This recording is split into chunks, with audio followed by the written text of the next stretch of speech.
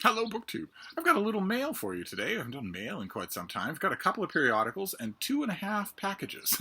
We'll see how that's going to work. The first periodical is The New Yorker. Big fat issue with a hideous cover that has quite a bit that's interesting in it. I want to show you a couple of cartoons that I really liked. There were a couple of cartoons that really hit the mark. Most of them are absolutely terrible. Just absolutely terrible. But a couple of them I rather liked.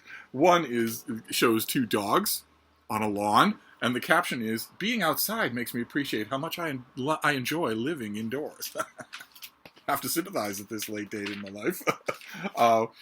There's another one here, courtroom. A witness is being confronted with a book. The caption is, "Yes, that is the book I wrote, but it was heavily edited by a homicidal maniac." I know there are a lot of authors who would sympathize. And probably my favorite one is a very seasonal thing. It's very true, but it only would occur. It would only occur to the New Yorker to run something like this at the doorstep of summer. It's a young couple looking at each other in an apartment, and the caption is, she's saying, "Do you want to try and put the air conditioner in together or stay married?" It's absolutely chillingly true. There's also an article here by Lauren Michelle Jackson. I haven't read it yet. I just got this issue. And it's called Letting Go. It's in the books section. And the subtitle is What Women Writers Give Up in Order to Come into Their Own. And I confess, when I read that subtitle, I burst out laughing. I haven't read the article yet. I'm going to hope that the article is about 19th and early 20th century female authors. I'm going to hope that the article is about all the stuff that George Eliot gave up in order to write. She didn't give up anything, but at least then you could make the case. You cannot get published now. There is no more privilege. A subtitle, What Women Have to Give Up in Order to Come into Their Own, about 21st century women writers in America, would be foolish almost to the point of brain injury.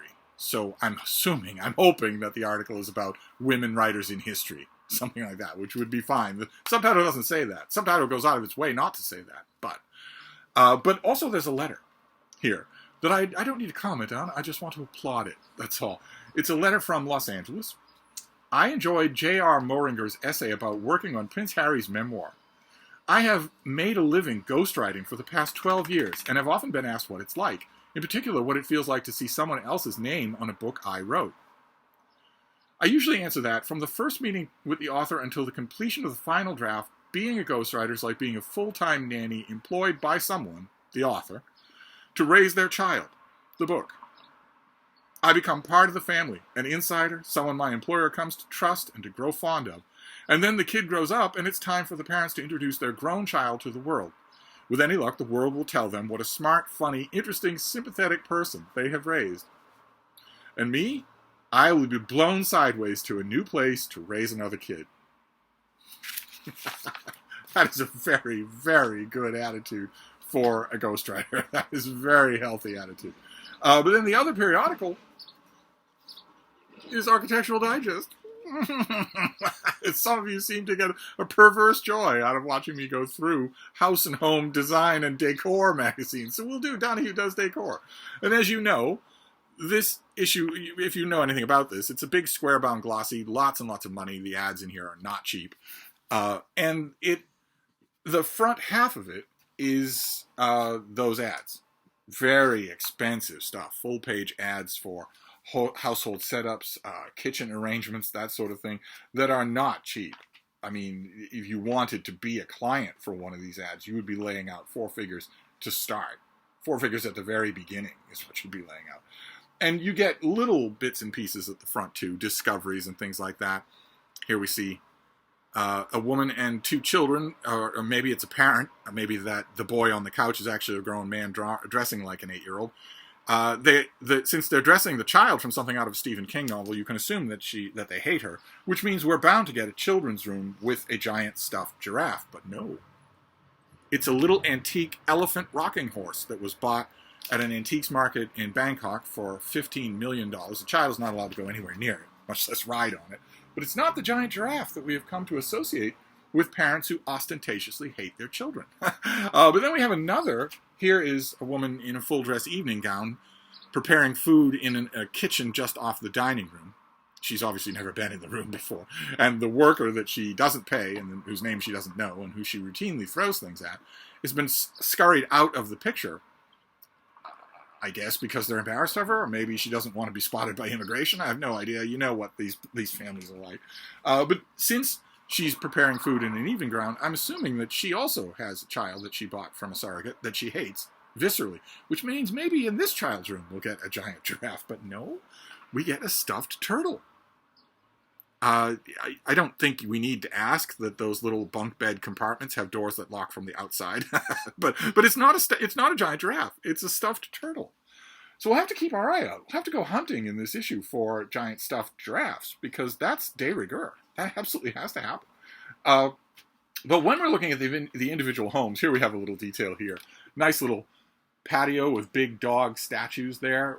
Perfectly nice detail, wonderful space to go out and enjoy, unless it rains. You'll notice there's no drain. So if it rains, you are SOL. Your whole living room is going to be flooded. But if we go to the actual home profiles, the thing that you want to keep in mind, I always say when we rate these homes, that your gold standard should be, would it be comfortable for me and my old friend Deb? We're two big, fat, sweaty, old people. But we're as cool gets. If you have us in a living room, you're going to like the result. We're going to talk your ear off. We're going to talk all night long. We're going to make you laugh. We're going to listen to your stories. Same experience that our customers used to get when they would come into the bookstore and meet with two disheveled old friends. And that's the yardstick that you want for your internal design. Is the room comfortable for me and Deb? So if you have, for instance, Art Deco chairs on drinking straw thin legs, so that if we so much as rest a hand on it, it will snap into 1,000 pieces, that isn't a good look. I always use that as a description, but what I mean is the space hospitable? Is your home hospitable? Now, you don't have to worry about making your home hospitable if you're never going to invite people over. If you're some sort of hermit and you make a choice to do that, that's fine. Then you can make it any way you like. But if you are going to have people over, much less brag about it, as everyone in Architectural Digest always does, your home must be hospitable, at least the part where the guests will go. I pride myself on that here at Hyde Cottage. The Hyde Cottage is not exactly Architectural Digest ready. It's not clean and neat. It's not Art Deco. It doesn't have severed human heads on the wall or closets for the help to sleep in or anything like that. But it is a welcoming space. Ask anybody who's been here. It's a hospitable place. It welcomes you. It makes you feel comfortable. So you want to use that yardstick on the homes in Architectural Digest. And it's no surprise, they fail dramatically. Dramatically. For instance, we have the opulent designed home of RuPaul from RuPaul's Drag Race, proving that hundreds of millions of dollars cannot buy taste. And I had to laugh at one point. One of the rooms in here. Let's get to the room. The office has an antique desk, an antique French desk. It's never used, but it does have that spot. But there is a room here that's called, yes, the at-home production office. This space right here is called the at-home production office. And looking through the spaces in this home, all I could think was, this whole thing is an at-home production office. This is not a home. This is all a display space. It wouldn't surprise me at all if RuPaul actually has a home somewhere and never uses these soulless, empty, horrible spaces for anything other than entertaining guests, which doesn't make it a home at all. It has to fill those two functions in order to be a home. But then we have a former polo star, which is why he's got horses on his front foyer. That's why his wife is conspicuously barefoot. They have two children that they obviously hate. But I don't think they allow the children even to have a space of their own, because there's not only no giant stuffed giraffe, there's no children's rooms at all in their sun-bleached, horrifying home. Look at this living room. That is what I mean. That room was designed intentionally to be inhospitable. The arrogant, misogynistic polo star told the designer, I want it to be inhospitable. I want you to look at it and think that is a horrifying space. I would feel punished to spend any time there. So you have, the rocks as furniture. You have chairs that can't be sat in. You have lamps that don't work. You have a 50-foot tall ceiling that it looks like it's going to cave in on you. You have a couch that can't be sat on. You have surprise entrances in case the help wants to sneak in and kill you. And it just goes on like that. I mean, that's the kitchen. It's the signature idea was that this is supposed to be inhospitable. And we look at this. This is the man bedroom. Look at that. So this is where the husband and wife grind out their miserable, vengeful sex, and this is where their therapist lays to watch them do it and take notes.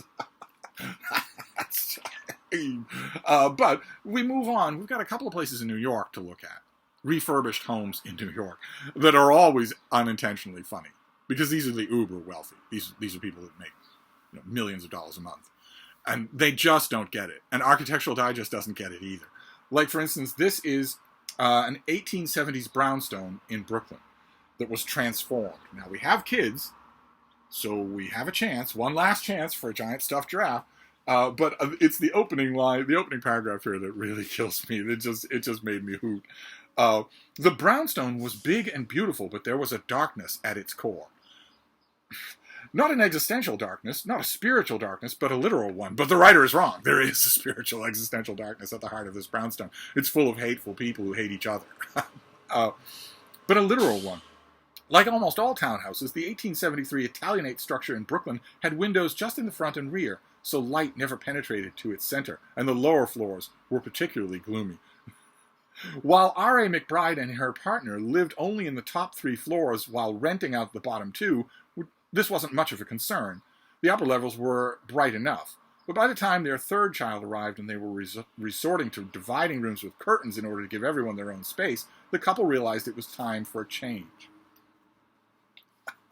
Did you do the math there? First of all, it's R.A. McBride and her partner.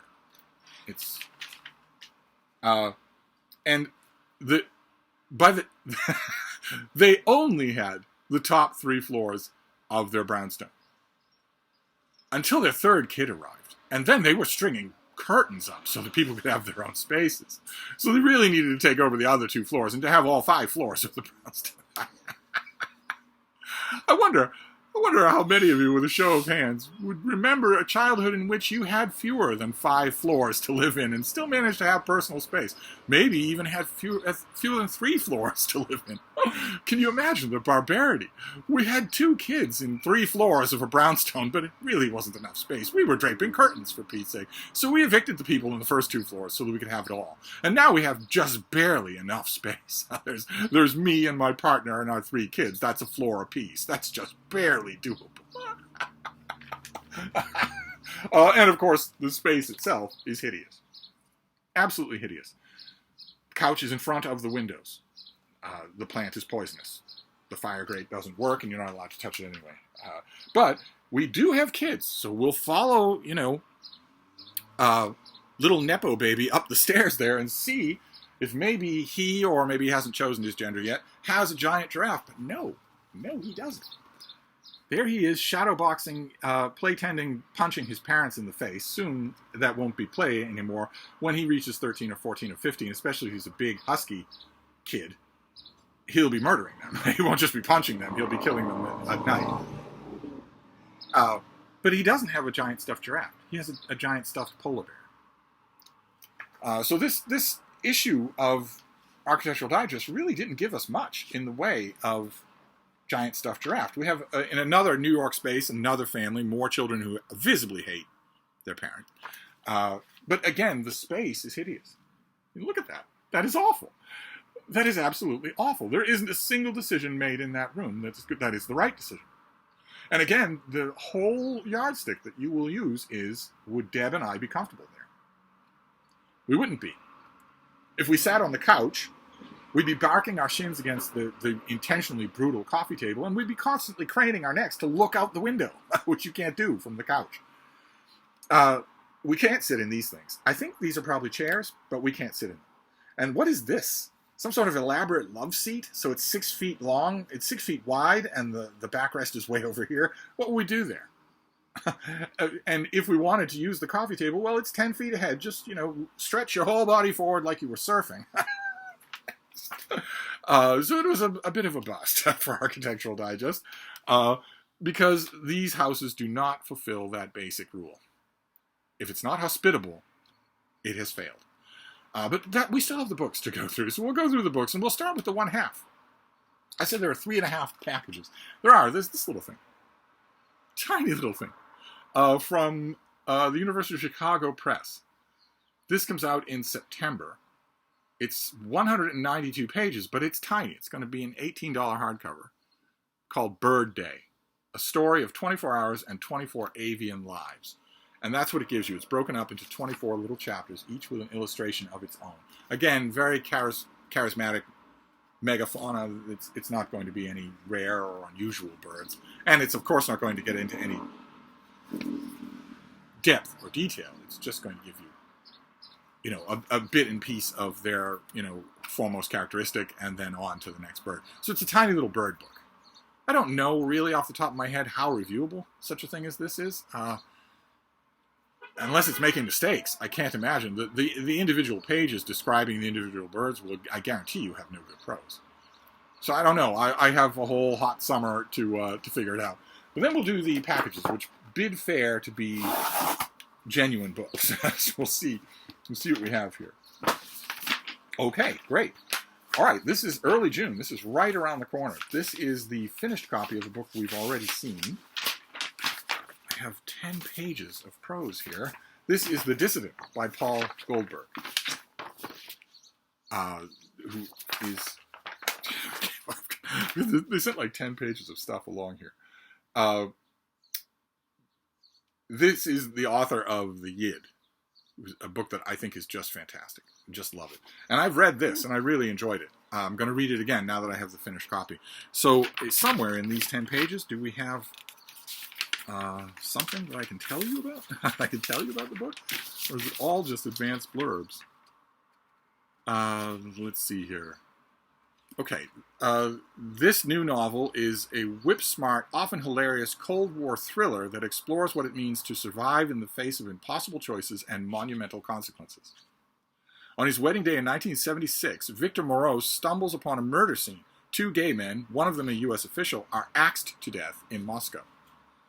Victor, a Jewish refusenik, is stuck in Russia due to the government's denial of his application to leave for Israel. He sits in refusal alongside his new wife and their community of intellectuals, Jewish and not. But then the KGB spots Victor leaving the murder scene. Plucked off the street, he's given a choice: find the real murderer or become a suspect of convenience. His deadline is 9 days away when Henry Kissinger is arriving in Moscow. Axe murders, it seems, aren't good for politics. And this, I thought that this had... I don't know what I'm going to do with all this here. Let's put it aside for now. I thought this had elements that have been missing from this author's work. There are new elements involved here. I would almost call them... I almost want to call them more commercial elements, but that is not the case. I don't get the impression this author cares about that sort of thing. But I think that kind of a word will give you an idea of what I mean. It's I would argue, a direction this author's work has been trending in. The Yid had almost none. The Chateau had more. And this has even more. I don't mean that in all a negative sense. This is not at all a dumbing down. I really, really enjoyed this. Can't wait to read it again. I'll probably leave it here in the little book room because it's June 6th. It's only a few days away, so that goes on the TBR for tonight. And then we have the next thing here, and it is about... So who knows what we'll have here? Paperwork. But what else do we have here?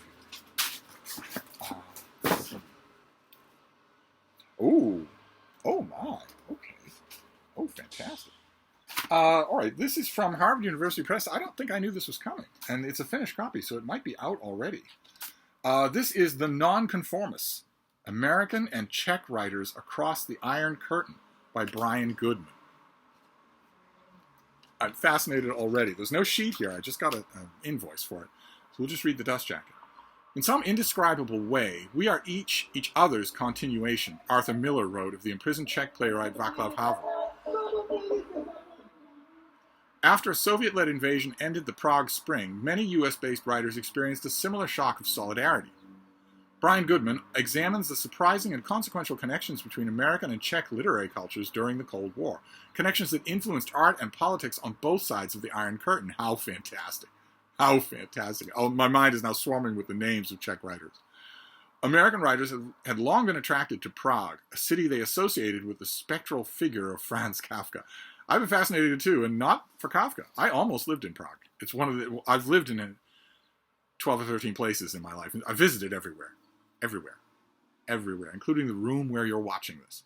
But I've only lived in a dozen or so places, and I came close with Prague. I felt its spell right away. Goodman reconstructs the Czech journeys of Allen Ginsberg, Philip Roth, and John Updike, as well as their friendships with nonconformists like Václav Havel, Josef Dvořáček, Ivan Klima, and Milan Kundera. Czechoslovakia, meanwhile, was home to a literary counterculture shaped by years of engagement with American sources, from Moby Dick to the Beats to Dixieland jazz. Czechs eagerly followed cultural trends in the United States, creating and appropriating works by authors like Langston Hughes and Ernest Hemingway, sometimes at considerable risk to themselves. Fantastic. Oh my. All right, so I'm going to have to check the date on this, but I think this is going on the TBR for tonight as well. I think I'll just read these two books tonight. Not the Bird book. Bird book, first of all, you can't read it. It's going to take 5 minutes. But second, it's not until the end of summer, when the windows will be closed. So I won't have the accompaniment of utterly apocalyptically unbelievable street noise that only happens when I'm filming. It doesn't happen otherwise. It was so quiet for the first 10 hours of today that not only could I hear the birds in my own lilac bush, but I could hear the birds down the hill, miles away, not responding to my birds, just in their own chorus. It's only when I'm filming that I have to stop every 3 minutes and just wait for something apocalyptic to go by. Something that, if it happened in your neighborhood, every house in the neighborhood would be talking about that moment for a year. Oh, you remember back in early June, on June 1st, when we had that noise? It was unbelievable. Several times during the filming of these videos. But anyway, let's find out who the author is here. Oh. The author is so fond of Czech culture that he's put a little paprika in his author photo. Brian Goodman specializes in American studies, literature and human rights, and dissident cultures, and has written for the LA Review of Books, Public Books. What is Public Books? I don't know that. I'll have to look that up. He is assistant professor of English at Arizona State University, where he is a faculty affiliate at the Center for Jewish Studies and the Melikian Center for Russian, Eurasian, and East European Studies. No mention of another book. Is this his debut? I don't know, but I can't wait. I absolutely cannot wait. I might not be able to pronounce Czech names of Czech authors, but I love their work. Absolutely love it. Fantastic. Okay, so we have 2.5 books here. We have The Nonconformists, the artistic exchange between great American writers at the time, and also Updike, and Czech writers, both in Czechoslovakia and, I assume, exiles in America. And we have The Dissident by Paula Goldberg, who's terrific. If you haven't made his acquaintance, you really should. Plus, Bird Day, a tiny little thing, wafer thin. So those are our books for this mail haul plus street noise. So I'll wrap this up for now, and I'll be back. Thank you, BookTube.